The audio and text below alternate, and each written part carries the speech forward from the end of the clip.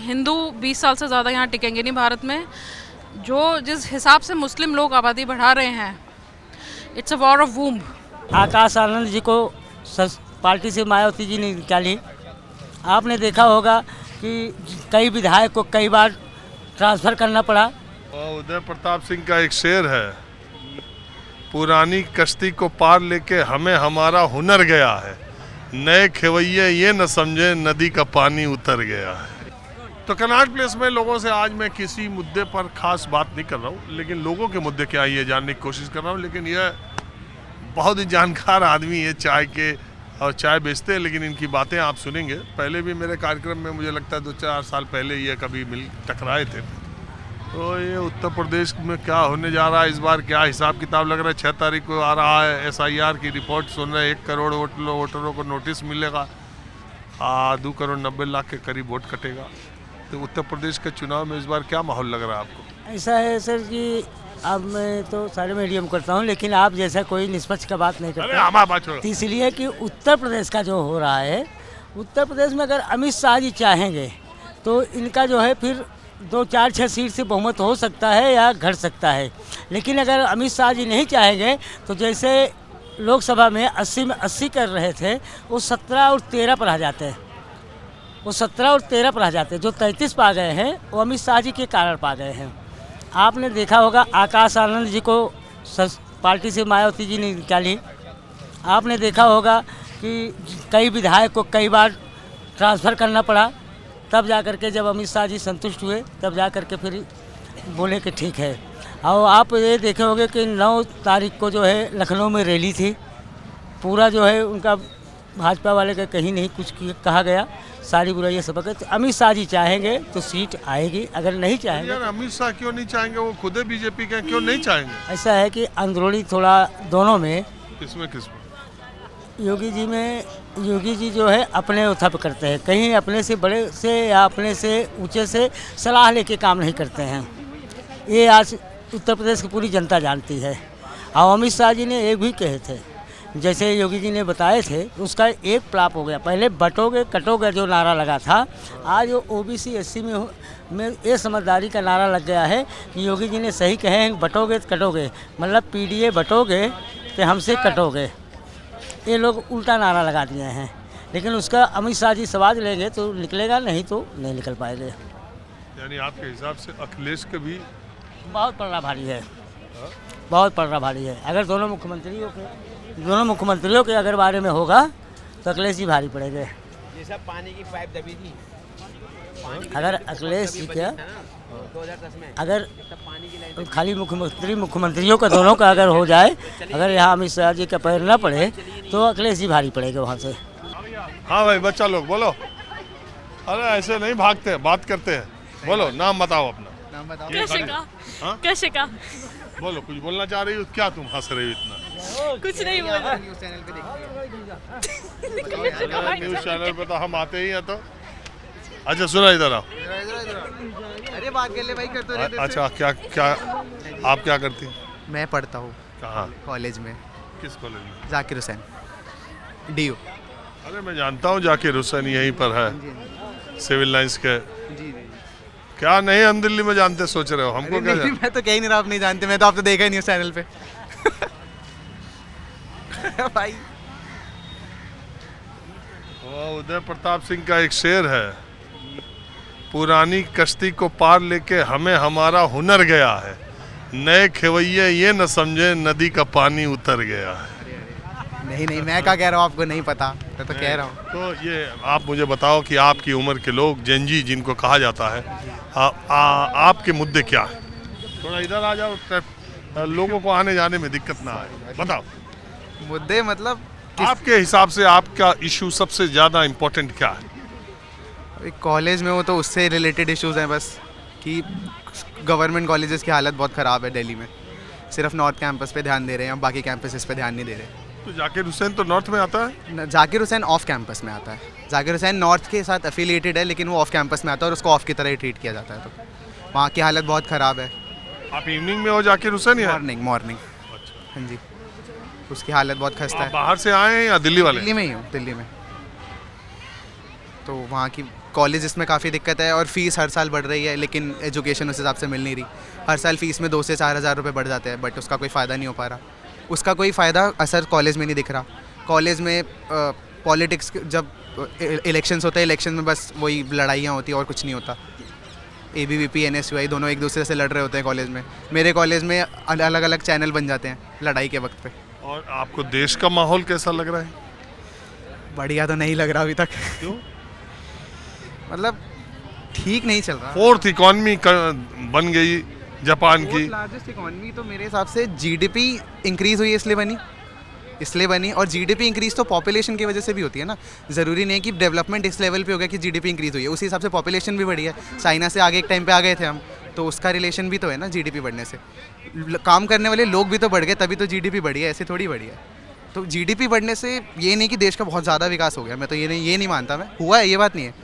14 के बाद हुआ है, लेकिन 14 के बाद जितना मीडिया में दिखाया गया है कि हो रहा है, 14 से पहले नहीं दिखाया जाता था मेरे हिसाब से, क्योंकि बहुत चीज़ें 14 से पहले भी हुई हैं मेरे हिसाब से तो, लेकिन दिखा 14 के बाद ही रहे हैं, जितने उसको बढ़ा चढ़ा के दिखाया जा रहा है। अरे मीडिया सरकार का जितना गुणगान 14 के बाद कर रहा है, उससे पहले किसी ने नहीं किया उस सरकार का। पहले भी सरकारें थी, पहले भी एम्स खुलते थे, उसके बाद सिर्फ 5 एम्स खुले हैं। 10 पहले भी खुल चुके हैं ना, लेकिन उनका उतना गुणगान नहीं हो जितना उन 5 का हो गया इन 10 सालों में।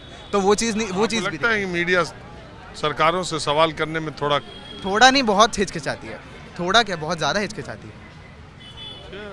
हाँ जी, हर चैनल पे मैं बस वही देखता हूँ कि एक मेरे मतलब जो मेरे फादर हैं उनको बीजेपी पसंद है, जैसे वो बीजेपी को ही वोट देते हैं। तुमको नहीं पसंद? मैं नोटा दबाता हूँ मुझे ना कांग्रेस का काम पसंद। आपके फादर क्यों बीजेपी पसंद करते हैं? उनको उनकी सोच थोड़ी हिंदूवादी है और उनको बीजेपी इसलिए पसंद आती है, वो कट्टर हिंदू में से हैं। तो मुझे वो सोच नहीं पसंद, तो मैं वोट नहीं देता बस। तो जब भी मैं डिबेट देखता हूँ उनको देखते हुए, तो मैं यही देखता हूँ कि उस डिबेट में जब 2 पक्ष लड़ रहे हैं, तो जैसे एक ने बोला कि तुम्हारी गलती है, तो फिर वो ये नहीं बोलेंगे कि हमने सुधारने के लिए गया, वो कहेंगे तुमने अपने टाइम पे भी तो करी थी, तो इसलिए हम भी कर रहे हैं। तो ये तो कोई तुक नहीं हुआ ना कि भाई तुमने भी करी थी तो हम भी करेंगे, फिर तुम्हें हमने जिताया क्यों है? तुम्हें तो सुधार कार्य के लिए जिताया है ना।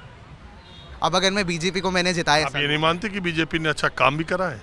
कोई काम बीजेपी ने अच्छा करा ही नहीं। नहीं, मैं नहीं कह रहा बीजेपी ने काम अच्छा नहीं करा, लेकिन मैं उन चीज़ों के लिए कह रहा हूँ। अगर मैंने बीजेपी को वोट दिया है, तो मैं किसी चीज़ की, अगर मुझे इशू है यहाँ पे कुछ, तो मैं उनसे पूछूंगा ना। अब वो मेरे को ये कहेंगे, अगर मैं किसी प्रवक्ता से पूछूं कि मेरे कॉलेज में कोई इशू आ रहा है या फिर कोई मतलब मुझे ऐसी दिक्कतें हैं, अब वो ये बोलेंगे ये तो कांग्रेस के टाइम से बना हुआ है, उसमें ये दिक्कत। अब वो ये कैसा सवाल हो? मैंने तुम्हें जिताया है, तुम सरकार में हो, तुम देखो क्या करना है क्या नहीं। अब तुम ये उन पर डाल दोगे कि उनके टाइम पर बना था, उन्होंने देखभाल नहीं करी, हम तो जितना हो रहा है उतना कर पा रहे हैं। तो मैं उस पर क्या कह सकता हूँ। मैडम आप कहाँ से हैं? नोएडा से। बताइए। आप क्या करती हैं? हाउसवाइफ हूँ। आज मैं ऐसे ही लोगों से, बिल्कुल आम लोगों से चलते फिरते थोड़ा इधर आ जाए, लोग पैदल जाते हैं ना तो प्रॉब्लम होती है। तो मैं ये पूछ रहा हूँ कि आपके लिहाज से हाँ जी, सबसे बड़ा इशू, सबसे बड़ा मुद्दा, सबसे बड़ा और देश का, समाज का माहौल आपके हिसाब से कैसा दिखाई दे रहा है? खतरनाक, भयंकर। हिंदू 20 साल से ज़्यादा यहाँ टिकेंगे नहीं भारत में। जो जिस हिसाब से मुस्लिम लोग आबादी बढ़ा रहे हैं, it's a war of womb. ये आपको कब पता चला कि हिंदू के अब खतरे में है? हर जगह से, भारत के हर कोने से हिंदू पलायन कर रहे हैं। जो हाल बांग्लादेश में हो रहा है वो वेस्ट बंगाल में हो रहा है, मुर्शिदाबाद में, कश्मीर में हो चुका है, केरला में हो चुका है और उत्तर प्रदेश के डिफरेंट रीजन्स में हो रहा है। और आप जहाँ देखेंगे इनकी पॉपुलेशन 15% से ऊपर होती है। ये ऑक्यूपाई करना शुरू कर देते हैं, हिंदुओं को मारना काटना शुरू कर देते हैं और हिंदू हर जगह से भागता आया है, भागता जा रहा है। तो हिंदू की तो मेजॉरिटी है यहाँ पर। आज भी वो 18-19% ने। आपके दिमाग में ऐसी बातें क्यों आ रही हैं? कहाँ ऐसे आप हिस्ट्री देखिए, परसेंटेज का आप देखिए, जो परसेंटेज वाइज रिकॉर्ड है मुस्लिम्स का, जहाँ इनकी आबादी बढ़ती है, ये हिंदुओं को पहले तो ये दबके रहते हैं, जब तक इनकी परसेंटेज कम होती है तो भाई बन के रहते हैं। फिर जैसे ही परसेंटेज इनकी इंक्रीज होनी स्टार्ट हो जाती है तो हिंदू इनका चारा बन जाता है। This is how they maintain भाईचारा। तो मतलब आप ये मानती हैं कि मुसलमानों की बढ़ती आबादी एक सबसे बड़ा मुद्दा, सबसे बड़ा कंसर्न है आपके हिसाब से? अगर मुसलमानों की सिर्फ आबादी बढ़ रही होती और देश में कोई प्रॉब्लम नहीं होती तो it was okay, but the thing is विश्व में जहाँ भी मुसलमान हैं, इवन लंदन, कहीं भी देख लीजिए, जहाँ मुसलमान थोड़े से इनको शरण दी जाती है, ये शरिया कानून लगाना चालू करते हैं और उसकी मांग करते हैं। जिस भी लैंड पे, जिस भी धरती पे रहते हैं, वहाँ का कानून स्वीकार नहीं करते ये लोग।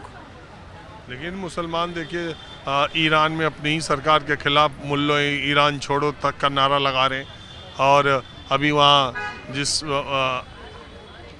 के मेयर कुरान की शपथ ले रहे हैं, मेयर पद पर मुसलमान चुना गया। आप हमारे देश की बात कीजिए, हमारा कश्मीर जो है क्या था, कश्मीर की हिस्ट्री क्या थी? अच्छा, आप इतिहास की बात करें। इतिहास से लेकर वर्तमान तक कश्मीर हमारे हाथ से क्यों गया?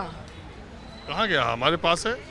आप वहाँ की पॉपुलेशन क्या है? कितने % हिंदू हैं, कितने % मुसलमान हाँ, हैं? हिंदू तो बहुत कम है। कश्मीर शारदा पीठ था, ऋषियों की भूमि थी, जन्मभूमि। सारा ज्ञान विज्ञान प्रकांड पंडित साइंटिस्ट हमारे कश्मीर के थे।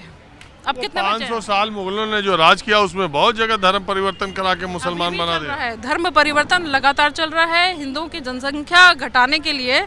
जैसे कि आपके यहाँ आइसक्रीम वाले बैठे हैं, अभी मैं बच्चों के लिए आइसक्रीम ले रही थी, एक आइसक्रीम में छेद था, दूसरी आइसक्रीम में छेद था, नाम पूछा मुसलमान, फिर मैं इधर आ गई, इधर हिंदू बैठे हैं। इससे क्या, उसने आइसक्रीम में छेद? बिल्कुल बिल्कुल बिल्कुल, हमारी जनसंख्या घटाने के लिए आपको लगता नहीं कि इधर 10-15 सालों में इस तरह से लोगों के सोचने का नजरिया, अब पहले भी 15 साल पहले भी आप ऐसे ही सोचती थी? मैं जब से देख रही हूँ मुसलमानों की पॉपुलेशन की परसेंटेज का ग्राफ बढ़ रहा है, तब से मैं सोच रही हूँ। ये कब से देख रही हैं आप? जब से मेरा जन्म हुआ है मैं तब से देख रही हूँ, और उससे पहले से भी यही रहा है। कितने क्षेत्र हिंदू मेजॉरिटी के रह गए हैं, कितने स्टेट्स हिंदू मेजॉरिटी वाले हैं, आप बताइए। आप नोएडा में बताइए। नोएडा में अभी मैं थोड़े दिनों पहले एक धार्मिक स्थल पे गई थी, बरेली में। मैं नोएडा से बरेली की जो मेरी यात्रा थी, दोनों तरफ मुसलमानों के गांव non stop. It was a terror moving there. मुसलमान जहाँ हैं वहाँ टेरर है। हमें तो बहुत डर लगता है भाई, छोड़ते कहाँ हैं ये? छोड़ेंगे थोड़ी, आपको भी नहीं छोड़ेंगे ये। देखिए मुसलमान है, चल दिया आपकी बात आपको तो भी नहीं छोड़ेंगे, ये हंस रहे हैं, देखो कैसे हंस रहे हैं, आपको भी नहीं छोड़ेंगे। चल गया आपकी बात। ये रिपोर्टिंग जब तक हो रही है, आप भी नहीं बचोगे, कोई नहीं बचेगा यहाँ।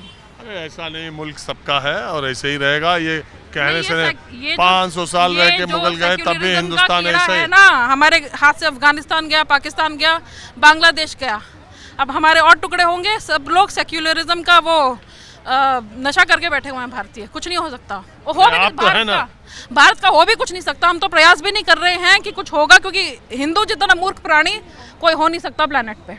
धन्यवाद। कोई बात नहीं, हम लोगों की राय लेते हैं। आपने राय रखी, आपका बहुत शुक्रिया। सबकी अपनी अपनी राय है और हर तरह की राय मैं सामने रखने की कोशिश करता हूँ। समाज में किस तरह से लोगों का समझना है, सोचना है, और किस किस तरीके से अब लोग सोच रहे हैं और बोल भी रहे हैं।